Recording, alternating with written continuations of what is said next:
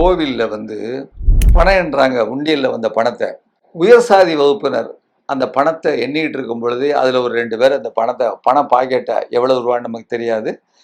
அது கையில் பின்னால் எடுத்து வச்சுக்கிட்டு, பின்னால் அதை அப்படியே வந்து அப்படியே வெளியே கொண்டு போகிறாங்கங்கிற ஒரு செய்தியை நம்ம இந்த படத்தில் பார்க்குறோம்.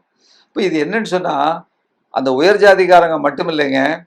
நம்ம நோக்கம் என்னன்னு கேட்டிங்கன்னா, மனிதர்கள் எல்லோரும் வாய்ப்பு கிடைக்கும் பொழுது, பேராசை மனிதனுடைய இயல்பான குணம். அது எல்லாத்துக்கும் இருக்காது. ஆனா, இது வகுப்பை சார்ந்து இந்த சமுதாயத்துக்கு தான் இருக்கு, இந்த சமுதாயத்துக்கு தான் இருக்குங்கிறது இல்லாம, எல்லா மனிதர்களுக்கும் இப்படிப்பட்ட பேராசை இருக்கிறது என்பதை தான் நம்ம பார்க்குறோம். இப்போ இதுல முக்கியமா நாம சொல்ல விரும்புறது, உயர்தட்டு மக்கள் தவறு செய்ய மாட்டார்கள், கீழ்த்தட்டு மக்கள் தான் தவறு செய்பவர்கள் என்பது போன்ற ஒரு கருத்தை நீதித்துறை கூட அவர்கள் மத்தியில் இருக்கு. சமீபத்தில் கூட நம்ம இதற்கு முன்னால் பேசியிருக்கிறோம்.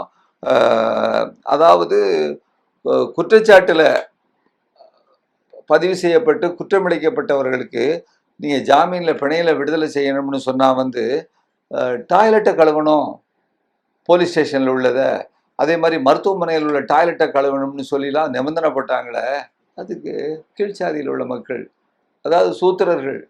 அதுபோல் இன்னொரு செய்தி பாருங்க, இன்னொரு சம்பவத்தை உங்களுக்கு நான் நினைவுபடுத்த விரும்புகிறேன்.